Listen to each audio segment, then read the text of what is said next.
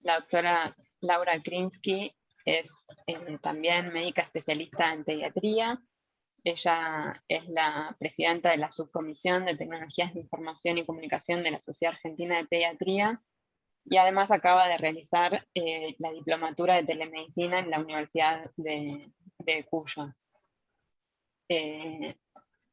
Así que bueno, los dejo con Laura, que nos va a dar una presentación. ¿La tenés ahí a mano? Sí. A ver. Perfecto. ¿Correcto? Está correcto. Hola, sí. buen día a todos. Bueno, lo que no, felicitaciones a Gioia por el trabajo excelente. En realidad esto viene de un trabajo intenso de la subcomisión que tiene que ver con la publicación de un paper sobre los requerimientos de la historia clínica electrónica en pediatría, que ya está publicado, y se puede ver en el sitio web de la Sociedad Argentina de Pediatría, y esta charla la verdad es que condensa muy bien y explica muy bien lo conceptual del paper. Así que felicitaciones, un placer escuchar a Gioia y estar entre amigos. Vamos a charlar hoy un poquito de esta palabra que se escucha mucho, que es innovación, y cómo esta palabra se resignifica en el consultorio pediátrico, que es lo que yo hago, y si encuentro esta, y a lo que me dedico. Yo soy pediatra, como dijo Gioia, consultorio ambulatorio. Hice mi diplomatura recientemente, después de muchos años de interés, diría como informal, en los temas de telemedicina. Más de telemedicina que de informática médica, más lo blando vendría a ser lo mío. Y trabajo con una gente que es excelente y muy inspiradora y motivadora, como Gioia, como Marisa, que viene acá detrás mío, Mariano, y hay varios compañeros acá y repartidos a lo largo de estas jornadas. Acá dejo mis datos de contacto y bueno, contarles un poquito lo que tiene que ver con el panorama grande, cuando uno va a ver qué pasa con el uso de Internet en el mundo. Esto es a enero 2021, o sea que está bastante actualizado, digo, después de haber pasado el gran confinamiento en el mundo. Podemos ver que tenemos lugares de gran uso de Internet, como América del Norte, que está alrededor del 90%, y fíjense que cuando uno va para el continente africano, por ejemplo, se encuentra con números como el 24%. Y esto a mí siempre me genera inquietud y preocupación en relación a las brechas, ¿sí? Y en relación a, bueno, algo de lo que se habla mucho en estas jornadas, que es la inequidad. Ustedes saben que tenemos varias definiciones de brechas.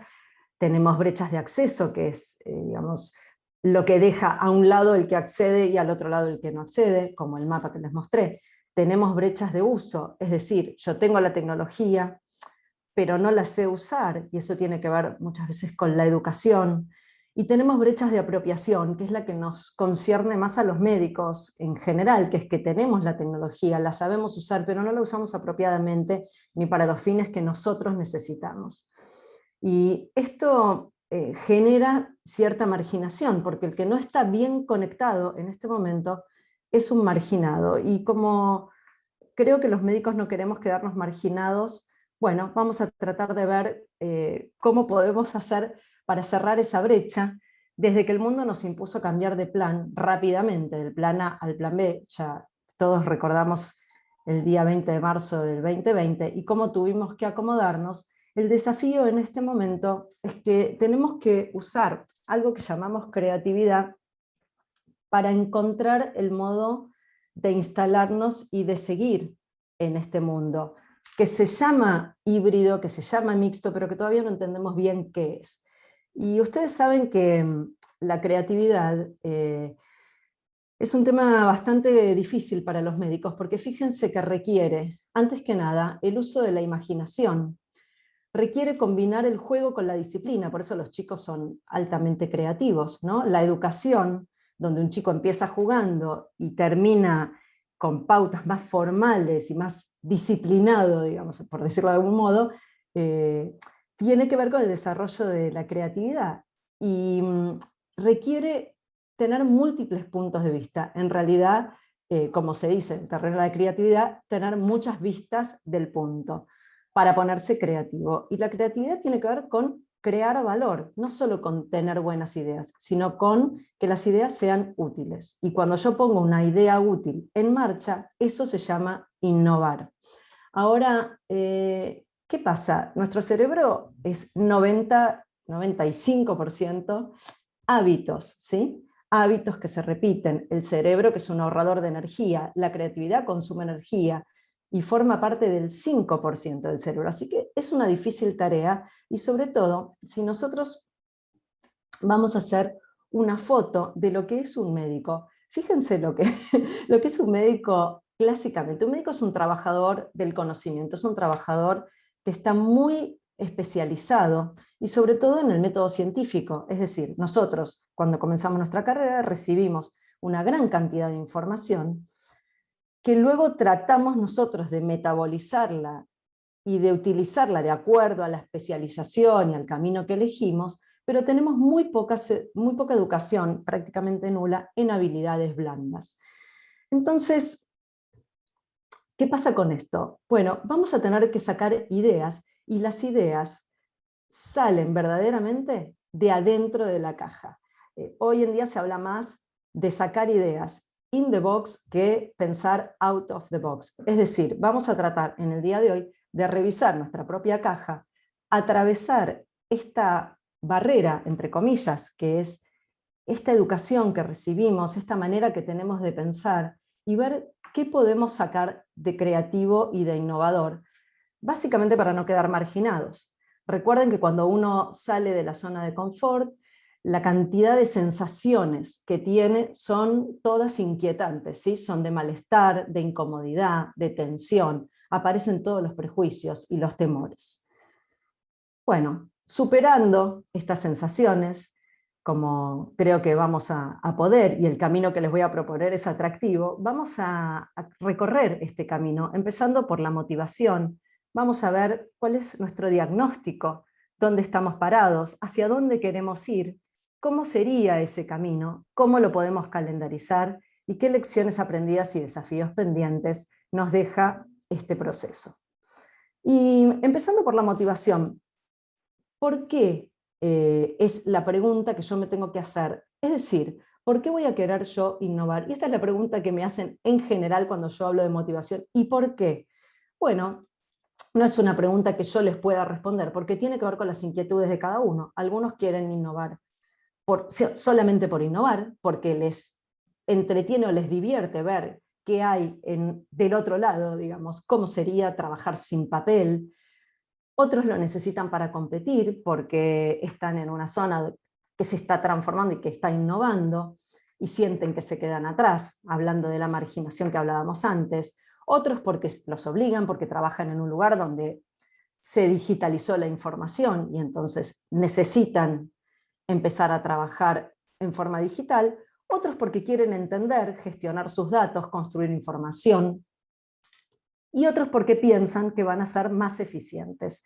Esta es una pregunta que cada uno se la responde. Yo la pregunta que les dejo para pensar es si ustedes consideran que esto será una inversión o será un gasto.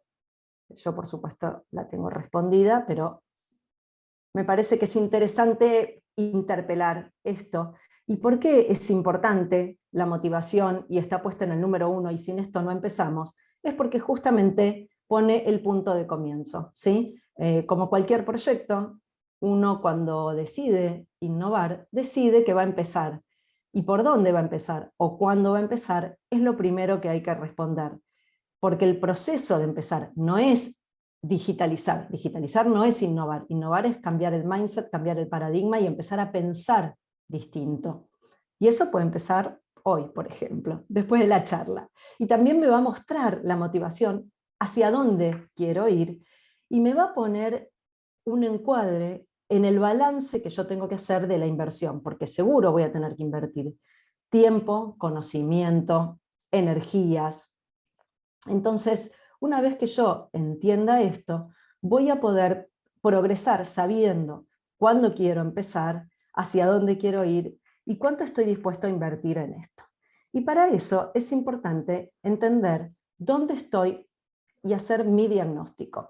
Cada médico, cada pediatra, en mi caso, pertenece a un sistema, ¿sí? Y el sistema se ve así, con distintos colores, con distintas formas, pero que finalmente logran adaptarse. Pero cuando uno va a mirar un poquito más en la intimidad del sistema, se encuentra con esto.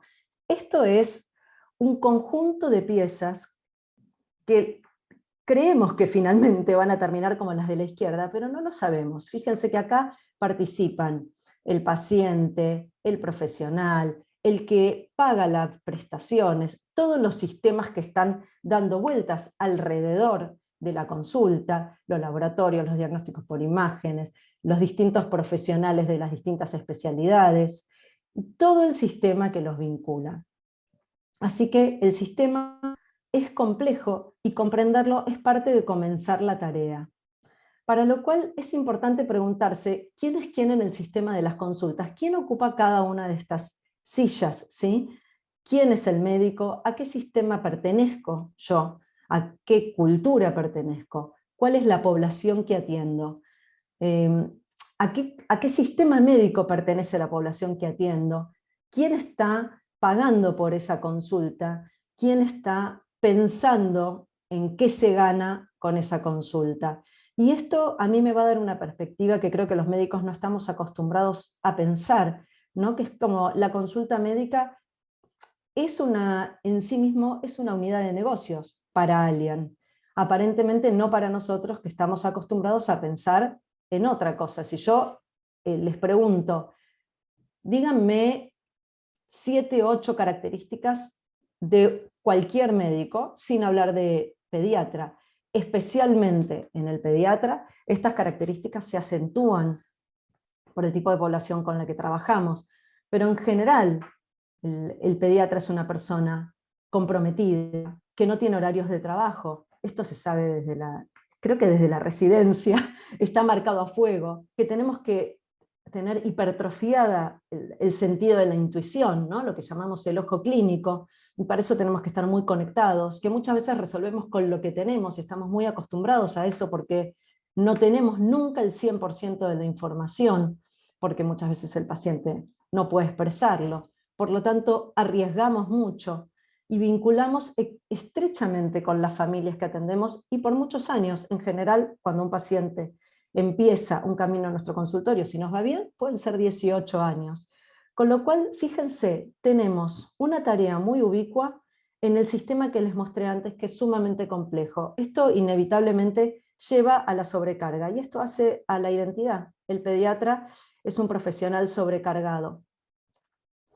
Y entonces, sobre ese panorama, yo tengo que entender, si quiero innovar, hacia dónde voy. Y hacia dónde voy responde las siguientes preguntas. ¿Dónde quiero estar cuando este camino termine? ¿Cómo me imagino que va a ser mi trabajo? ¿Qué voy a ganar y qué voy a perder en el camino? ¿Y qué obstáculos me voy a encontrar? ¿Seré capaz de traspasar esos obstáculos? El obstáculo no es ir y comprar una computadora o bajarme un sistema de historias clínicas o poner una aplicación para responder consultas médicas. El obstáculo es siempre cultural, siempre tiene que ver con mi manera de pensar y con imaginarme a mí mismo contestando las consultas o escribiendo las evoluciones de una manera distinta. Si yo logro despejar estas preguntas, el camino se me va a parecer mucho más claro, y cuando el camino aparece más despejado, me dan más ganas de caminarlo. Fíjense que los médicos estamos muy acostumbrados a determinadas palabras mágicas, ¿no? Nosotros podemos hacer muchas cosas al mismo tiempo, y podemos estar manejando y escuchar el informe de una ecografía, y podemos hablar de blancos, de eco, de muestra, podemos hablar entre nosotros, podemos discutir los pacientes mientras hacemos otras cosas. Pero las palabras mágicas para el camino de la innovación no son estas, son palabras que a los médicos en general no nos gustan y las rechazamos. Gestión, organización, eficiencia, rentabilidad. esto mucho tiempo y muchos años fue dejado de lado por nosotros y hoy nos toca hacernos cargo, porque lo que termina resultando es que si no lo hago yo, lo hace otro, porque hay alguien que está pensando en la gestión, en la organización, en la eficiencia y la rentabilidad de la persona que lo piensa. Así que si lo piensa otro, la rentabilidad es para el otro, claramente. Y entonces, bueno, vamos a caminar este camino, que ustedes me preguntarán, bueno, Laura, hermoso lo que estás diciendo, no sé cómo hacerlo, y yo les voy a decir, bueno, habrá que pensar más puntualmente ahora, que ya entendimos dónde estamos parados, cuál es mi cultura, cuál es la población a la que atiendo y a dónde quiero llegar, en el entorno digital, que es mi nuevo ecosistema, ¿sí? Es un ecosistema que tiene otras reglas, otras leyes, otras posibilidades también. Y entonces es muy importante para entender de qué se trata el ejercicio profesional en este nuevo mundo, entender cuál es mi identidad digital, para lo cual seguramente me tendré que googlear y tendré que entender qué tipo de identidad digital quiero tener, si quiero tener más o menos presencia en redes sociales. Sobre eso también estamos escribiendo en la subcomisión de la Sociedad Argentina de Pediatría, ya a punto de publicar. ¿Cuál es el marco regulatorio de esto que habló muy bien Joya hace un ratito? ¿No? ¿Qué nuevas leyes me amparan para trabajar en este nuevo mundo? Y concretamente, si yo conozco las técnicas, si sé cómo hacerlo, y si no sé cómo hacerlo y necesito capacitación, ir a buscarla, que hay un montón de esto. Y también tendré que revisar un poco mi sistema. Fíjense que este ecosistema, que está constituido por 3 grandes grupos: el grupo de la consulta médica, el grupo de las familias que atiendo y el grupo que representa todo lo que es administrativo y que recircula en un sistema de comunicación que va y viene. Si yo desgrano esto y le hago doble clic a cada uno de los pasos, voy a entender dónde tengo que mejorar, dónde tengo que innovar para aliviarme, ¿sí? Por ejemplo, si el sistema de la comunicación entre las familias y la administración está muy sobrecargado, tal vez tendré que poner un sistema de turnos online, porque la secretaria no puede recibir tantos llamados o tantas demandas, y entonces se pierden oportunidades de consulta. Si el sistema de comunicación entre los pacientes y el médico está muy sobrecargado, tal vez tendré que pensar en un modo de resolverlas o responderlas que sea distinto, que esté validado y que nos descomprima. Y sobre eso también tenemos bastante escrito. Y entonces, para seguir caminando este camino, bueno, tomaré de este nuevo entorno digital. Hay un gran menú de opciones, de las cuales no tengo por qué tomar todas juntas al mismo tiempo, sino que yo podré elegir, de acuerdo a la detección que haga en el paso anterior, qué es lo que más me conviene y qué es lo que más me facilita y me alivia y me ayuda a seguir pensando en innovar, ¿sí? Es decir, que si yo lo voy a hacer todo junto, seguramente termine abrumado, sobrecargado, con dificultades técnicas para resolver y me arrepienta de la decisión. Mientras que si voy tomando los pasos de a uno a modo de baby steps, seguramente un paso me lleve al otro. Por ejemplo, en mi caso particular, yo no tengo demora en sala de espera, entonces la sala de espera virtual a mí no me agrega demasiado en mi entorno, en mi ecosistema, ¿sí? Y acá tienen un poco de lo que venimos trabajando y publicando, para el que quiera expandir sus conocimientos, entrar al sitio de la Sociedad Argentina de Pediatría, donde está el trabajo de todo mi grupo, y afuera también hay, la Academia Americana produce un montón de información alrededor de esto que se llama transformación de la práctica, en castellano y en inglés, súper actualizada. Recomiendo apoyarse siempre en gente que pensó y escribió. Y finalmente tendré que definir mi calendario, ¿no? Para definir el calendario tendré que, bueno, definir las etapas, cómo quiero yo escalar esto que yo elegí para innovar. Así sea una definición muy sencilla. Por ejemplo, los pacientes a partir de ahora van a tener un número de WhatsApp para comunicarse con la secretaría. Bueno, ¿a partir de cuándo? Organizar esa logística, no hacerlo sin previamente organizar, y sobre todo comunicar, porque cuando uno no comunica bien, fallan cualquier innovación y cualquier implementación. Esto lo sabe mucho más la gente que implementa que si cada uno toma su propia ley y hace lo que a cada cual le parece, el camino se frustra. Entonces, para terminar, no aburrirnos, todo este camino de la innovación y de haber pasado por un confinamiento tan duro nos deja lecciones aprendidas y desafíos pendientes. Lisa y Molly lo muestran muy bien. En general pensamos que falta un montón y ya, si miramos para atrás, recorrimos un montón. Tenemos que aprender a utilizar las habilidades, entrenar lo que nos falta, aprender a medir lo que hacemos. Esto es algo que los médicos lo tenemos muy dejado de lado.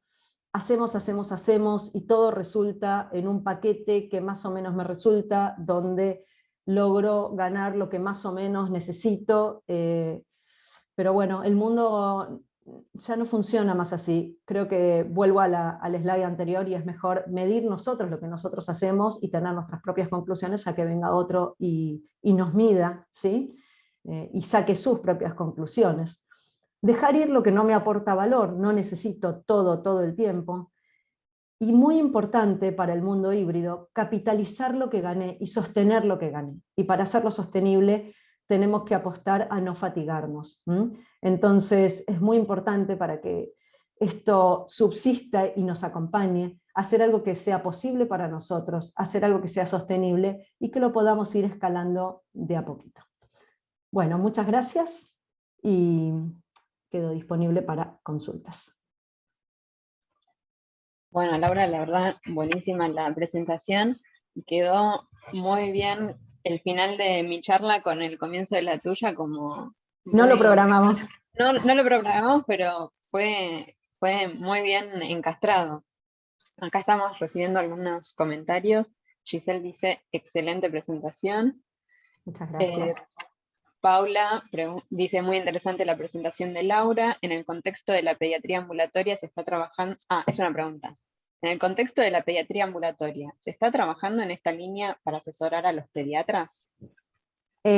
Bueno, sí, no todavía en forma tan sistemática como nos gustaría a los que estamos acá en estas jornadas, que ya estamos muy sesgados porque somos un grupo dentro de la Sociedad de Pediatría que se llama Subcomisión de Tecnologías de Información y Comunicación. Somos un grupo motivado, en ese grupo hay gente con más digamos, habilidades técnicas y hay un grupo con más habilidades blandas y hacemos una muy buena mezcla. Estamos muy motivados y trabajamos un montón, pero no dejamos de ser un grupo pequeño y motivado. Desde ya la Sociedad Argentina de Pediatría nos acompaña en las iniciativas, pero todavía no tenemos iniciativas formales de otros ámbitos por ahí con mayor llegada, así que buen desafío para el año 2022. Sí tenemos bastante publicado y hemos intercambiado este año, ahora que la veo a Joya, con el Ministerio de Salud, generando unas guías de buenas prácticas en teleconsulta, y a partir de eso una guía de buenas prácticas en teleconsulta con adolescentes que está en proceso de publicación. Acá Elena dice, excelente presentación y te agradece mucho. Lo mismo Valeria, excelente. Y Ever pregunta si esto se ha manejado solo en el ámbito ambulatorio. Bueno, lo que pasa es que yo pertenezco al ámbito ambulatorio y es de lo que yo puedo hablar. Hay gente en la subcomisión que trabaja en los hospitales pediátricos, allí se implementa desde otro lugar, desde un lugar más de transformación de las organizaciones. Entonces, el pediatra que trabaja en un hospital enorme donde se implementa el sistema de historia clínica electrónica, naturalmente va transformando su práctica. Creo que, y está más acompañado, creo yo, porque hay un sistema de soporte. Creo que acá hay un desafío grande que es el profesional que está solo en el consultorio, de lo que yo puedo dar cuenta, y eso lo hago extensivo no solo a pediatría, sino al resto de las especialidades, al médico clínico y al resto de las especialidades. Y yo, como para aportar a lo que estás diciendo, me parece que el ámbito ambulatorio es un buen ámbito como puerta de entrada, como que da comienzo, y ya que el paciente tiene un seguimiento longitudinal en el ambulatorio, la internación o algún otro suele ser más bien episódico. Entonces creo que es como una vez que ya está establecido en el ambulatorio se pueda empezar a pensar en los distintos escenarios. Sí, y es verdad, y además existe esta particularidad en pediatría, para lo bueno y para lo malo, que es que tal vez nosotros acompañamos una familia más de 20 años. Yo llevo casi 30 haciendo pediatría de consultorio, y hay familias que siguen conmigo porque van teniendo hijos, van escalando su ecosistema, y entonces nunca llega a los 18 años del hijo menor, con lo cual por ahí son 25 años que recorremos juntos, y eso creo que le da a los sistemas de medición y de evaluación una oportunidad inigualable, que no sé si está tan visible, digamos, pero está, y no sé si el sistema público participa tanto de esto, ya que el paciente viaja más por el sistema público y no tiene por ahí tanta adherencia, y además porque los profesionales no son tan estables, ¿no? Pero el que tiene un consultorio estable, lo sostiene en el tiempo, lo sostiene geográficamente y hace buen vínculo con las familias, pueden ser más de 2 décadas. Así que datos tenemos, claro, para regalar. Sí, es muy interesante esto que decís, que parece ser bien focalizado de la especialidad y poco replicado en otros, de Tal esto de cual. ir trascendiendo generación tras generación. Tal vez el médico clínico, pensando, digamos, que también tiene un largo trayecto con la población adulta, pero al médico clínico y al paciente adulto les cuesta más adherir en el largo plazo, también depende del viaje del paciente por el sistema de salud y su cobertura y su geolocalización, digamos, hay muchos factores que por ahí hacen que uno cambie de clínico. El pediatra es algo que cuando adhiere permanece, y de hecho nosotros vivimos en un país donde la gente migra y migra mucho, y yo sigo sosteniendo prácticamente todos los pacientes que migran en forma virtual, y tal vez tienen sus pediatras afuera y consultan conmigo en forma virtual todo lo que tiene que ver con cuestiones de crianza o de vínculo que les cuesta más hacer en un país que no es el de ellos, ¿no? Sí, aparte es mucho más frecuente la consulta al pediatra que la consulta al clínico, o sea, es Tal algo cual, que ya está sistematizado. Un control anual tal no cual. se suele obviar.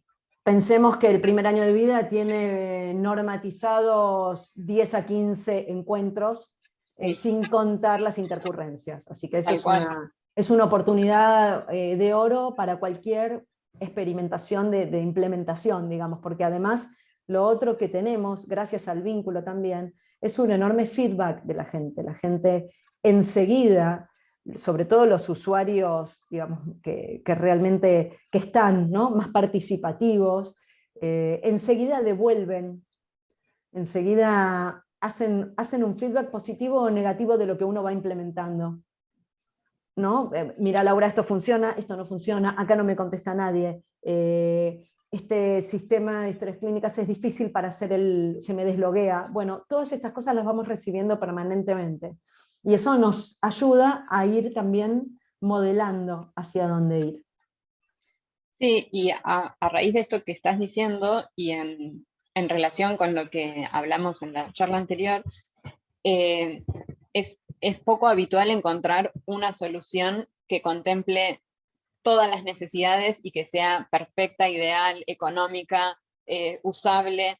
Entonces, esto de tener el feedback inmediato de los pacientes, de las distintas consultas, permite también ir mejorando sobre la marcha cuáles necesidades y cuáles funcionalidades sí y cuáles no. Tal cual. Y lo mismo, la pediatría tiene muchos momentos, ¿no? Porque no es lo mismo atender un bebé que no habla, que un niño escolar, que un adolescente, como vos dijiste, y hemos estado trabajando tanto en el adolescente que hoy en día puede hacer una teleconsulta solo, sin acompañantes, y plantear cuestiones tan intensas como ocurre en la adolescencia. Y eso nos da otro interlocutor en cada estadio para poder ir pensando qué necesita. Son como muchos consultorios en uno. Acá Paula dice que se pone corporativa y Mira, vamos Paula.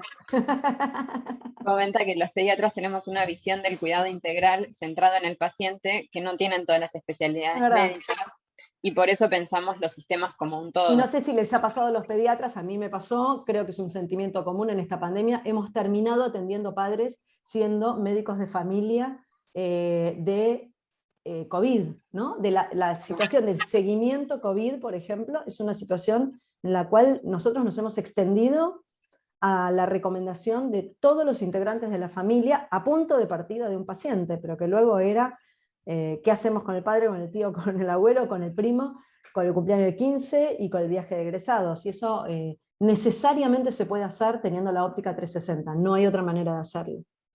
Sí, tal cual. Es justo lo que veníamos hablando. Y acá Ever comenta que tienen la experiencia de tener 95 familias en seguimiento del paciente original. Bueno, estamos muy corporativos hoy, entonces pediatría tiene que dar el ejemplo. COVID, sí, como dice acá Ever, COVID fue el ejemplo paradigmático de lo que es ser un médico, como dice Paula, ¿no? Un médico con visión integral, pero centrado en el paciente. Sí, Es muy totalmente. difícil de lograr, porque todo el tiempo hay que estar pensando paciente céntrico, pero no podemos dejar de lado a todos los que lo rodean, cosa que Sí, a otras especialidades les cuesta mucho, ¿no? Incluso les cuesta mucho, al médico que hace rodilla le cuesta pensar en la cadera. Bueno, nosotros tenemos la visión en dirección contraria, ¿no? Del sí, el todo paciente en un contexto. tal cual. Y si no, no podemos pensar, no podemos empezar a pensar en la situación para hacer los diagnósticos concretamente y tomar las decisiones. Esto no es un romanticismo. Cuando uno No. tiene que tomar una decisión y escribir un diagnóstico, tiene que incorporar todo esto, así que va de suyo, está intrínseco, es lo que nos tocó. Bueno, Laura, muchísimas gracias. Me parece súper interesante la discusión que se abrió después de tu charla. Ya estamos en tiempo, así que Genial. eh, Me voy de acá, me quedo escuchando y gracias por la convocatoria, por supuesto que es un honor. La foto de perfil mía era la foto de las jornadas anteriores, solo para recordar que ya pasamos un año más, así que ahora voy a poner una nueva foto que es la de este año. buenísimo. Chau a todos, muchas gracias. Gracias a vos. Ahí